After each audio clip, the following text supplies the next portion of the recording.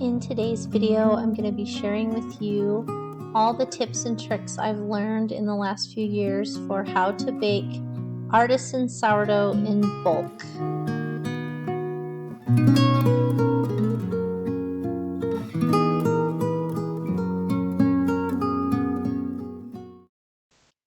So it all starts with the starter, of course. I'm just taking a little bit of sourdough discard straight from my refrigerator, and I'm going to pour it into a stainless steel bowl and feed it a whole bunch of flour and water.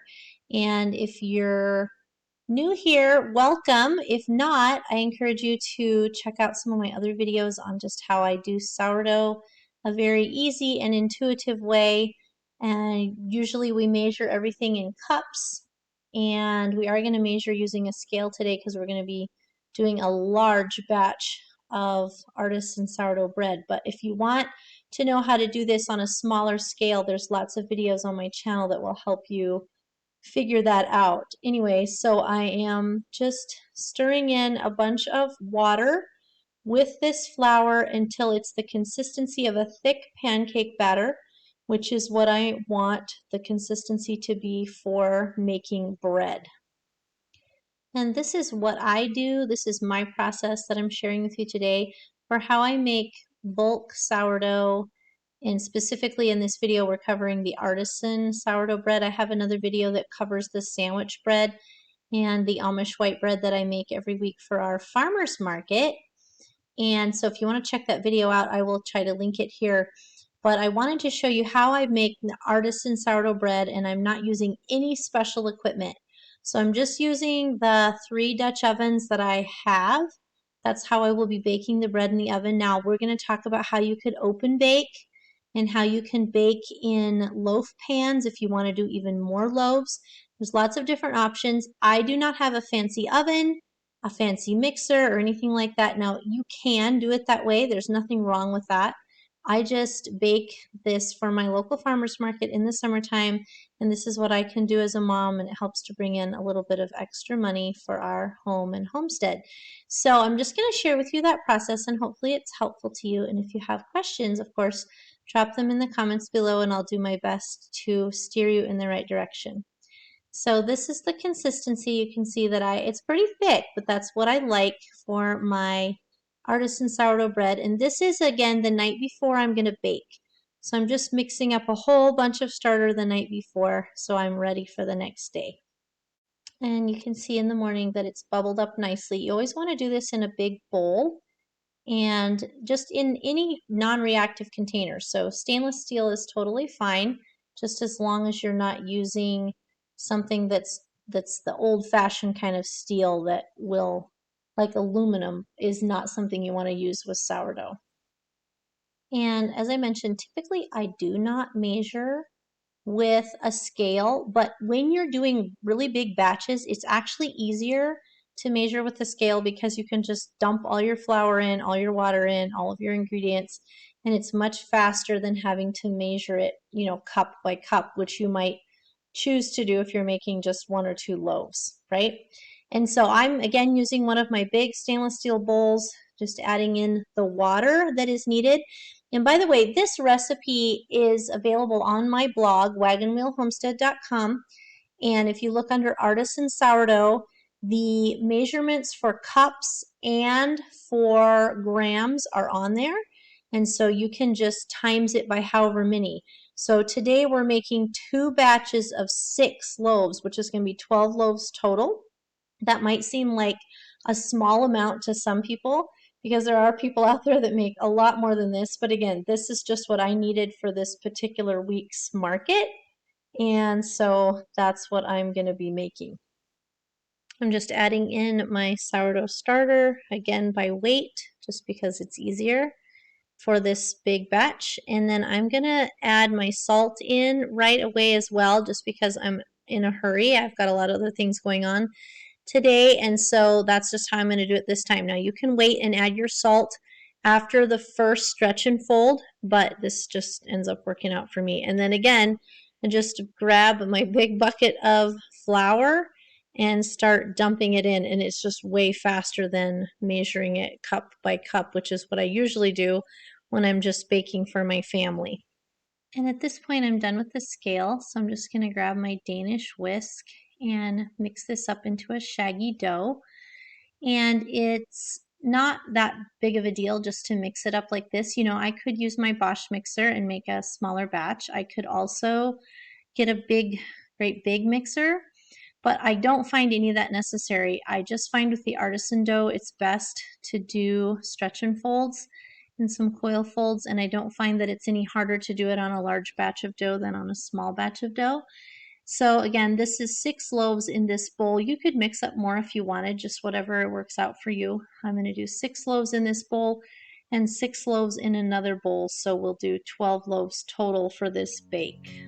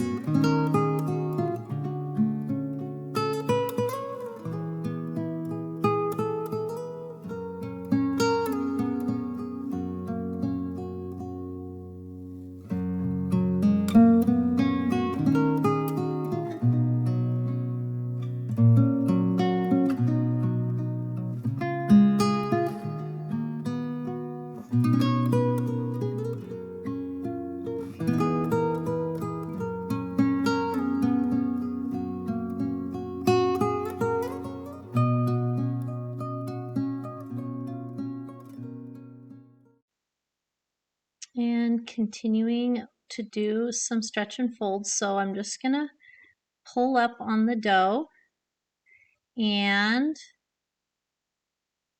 you can tell that the gluten is not very well developed because the dough is tearing when I pull up on it, and that's okay. What we're doing when we do these stretch and folds is we're developing the gluten in the dough. And so we're going to do several rounds of these, and I actually like to do coil folds after the first couple stretch and folds. Coil folds are my favorite, and I will show you what those are. And I just cover it with a tea towel in between each set of stretch and folds. And I'm not real particular on how much time goes by. In fact, the day that I baked this bread, it ended up getting really busy around here. I ended up with a couple rounds of company, and my husband and kids came in for lunch at an odd time, and that's just sort of how this goes. And so that's the blessing of sourdough, is it's very flexible. It can fit into any schedule. So I just do some stretch and folds as I think of it and call it good. And coming back now to do a coil fold, you can see how much smoother the dough is after just one set of stretch and folds. So for a coil fold, and I really love working with this amount of dough, right? Like, I actually think this is easier to work with than a small amount of dough. I just reach down into the dough and pull up on it, and I'm keeping the top of the dough on top and the bottom on bottom, and I'm just developing structure in the dough. So folding it over itself and developing the gluten in the dough.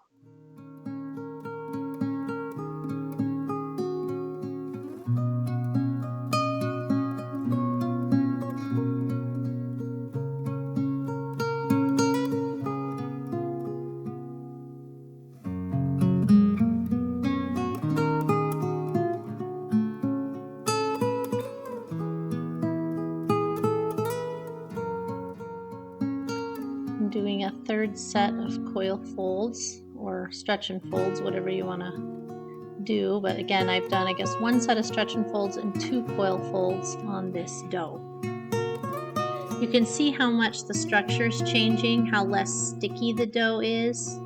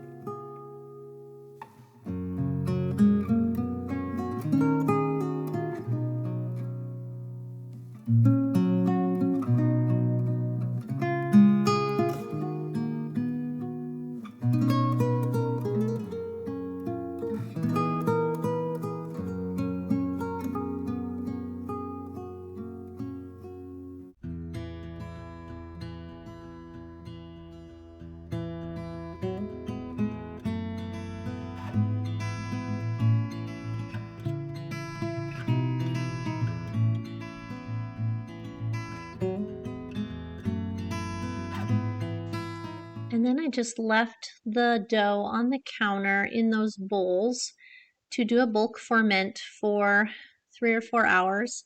Now, you can do it for as little as 2 hours, you can do it longer. It's important not to over ferment your dough, but this is what I've done for a long time and it's always worked really well for me. And this particular day, by the time I was done with the milking and all of that, that's just sort of how it worked out. So to shape the dough, I'm actually not going to do any pre-shaping for this. I am just dumping the dough out on the counter and cutting it into 6 equal sections, as equal as possible. I do not use a scale to measure the weight of the dough. I just get it as close as I can. And then I'm just folding it over itself and building tension on the dough. So again, trying to keep the top, what was the top side of the dough on top and the bottom side on the bottom, and just rolling it gently against the counter to create tension on the dough. I also do not have a lot of fancy Banneton baskets, and so I am using just different Tupperware containers or some of my favorite 7-inch bowls that I get off of Amazon, and I'll try to link those down below for you. You can use Bannetons as well. I just only have so many. And so I just use those and line them with a tea towel and a little bit of flour, and it works just fine because, again, I don't do this all the time. It's just during the summer, and so I'm just getting the dough into the fridge in whatever containers I can find. And then we're going to put this in the refrigerator for a couple of hours, and then we're going to start doing the baking. Now you can leave it, of course, overnight, but I'm just going to do it for a couple of hours because I don't want to have to bake these super early in the morning. The other thing you can do is you can bake these in a loaf shape. And so you can line a loaf pan with parchment paper and then just shape your loaves, get some good tension on your dough, and then plop your dough right into that parchment lined bread pan. Stick it in the refrigerator like that, and then I will show you how to score it and how to bake it when we put it into the oven. So I know a lot of bakers that do this, and if you do it right, you can put a lot more loaves in your oven at the same time. I do like to make my loaves just a little bit smaller to go into the loaf pans, but you can experiment with it depending on the size of your loaf pan and just kind of see what size of a loaf you like.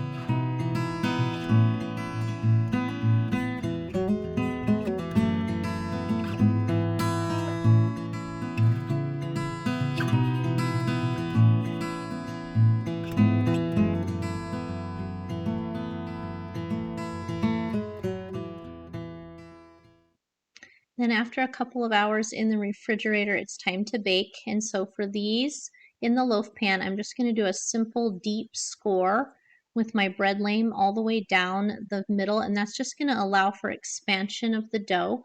Then I'm going to bake these with another loaf pan on the top, and that's going to create the steam environment similar to what you would find in a Dutch oven. You can also open bake your loaves. So if you want to bake them on like a pizza stone, you can certainly do that. And you just would need to put some boiling water in a pan of some sort underneath, kind of on the rack underneath your loaves. And that will help to create the steam environment. But in this case, I'm actually going to be baking 3 Dutch ovens full of round artisan sourdough at the same time that I'm actually sticking in some of the sourdough loaves next to the Dutch ovens. And that way I can get these baked in a shorter amount of time. And I always like to dust the top of my loaves with a little bit of rice flour before I begin. That just allows the scoring to stand out a little bit better. But you can use regular flour if you don't have any rice flour. Just whatever you have is fine. And I just do a simple score on these. I do one big deep cut that allows for expansion. It often will produce what is called an ear when the loaf rises and really puffs up and it looks really cool. But I don't do any super fancy scoring when I'm baking in bulk. I just do all the same thing. And I often use the same parchment paper over and over again. So I will put 3 of these into the oven in preheated Dutch ovens. So I preheat my oven on 450. And then when I stick the loaves in, I back off the heat to 425.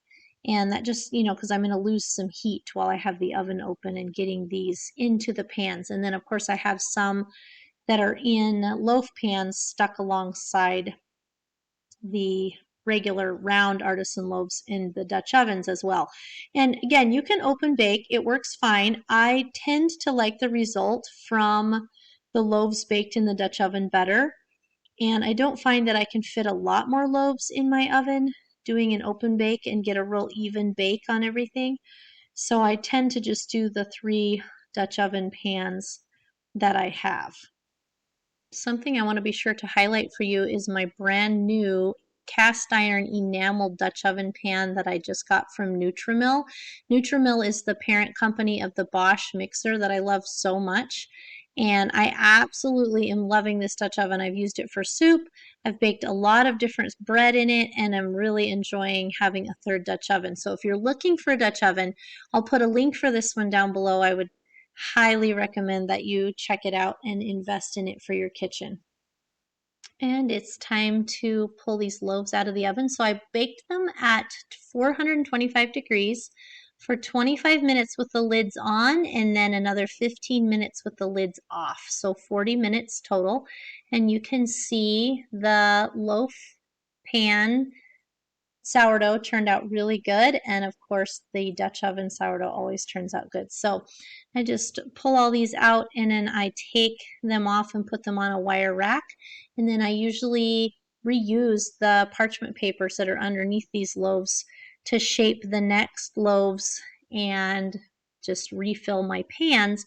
And I can, bake this amount of bread in 2 to 3 hours, just depending on how my evening's going. And so, as long as I'm started by 7 or 8 o'clock, I can have these done in time for bedtime.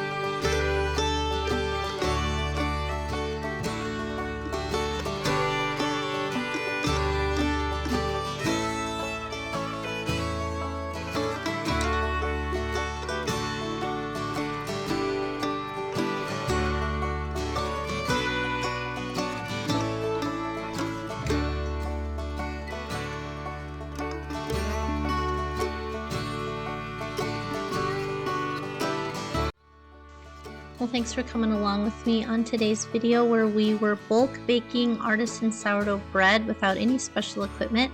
I hope this video was an encouragement to you. If you have any questions, drop them in the comments below, and I'll see you in the next video.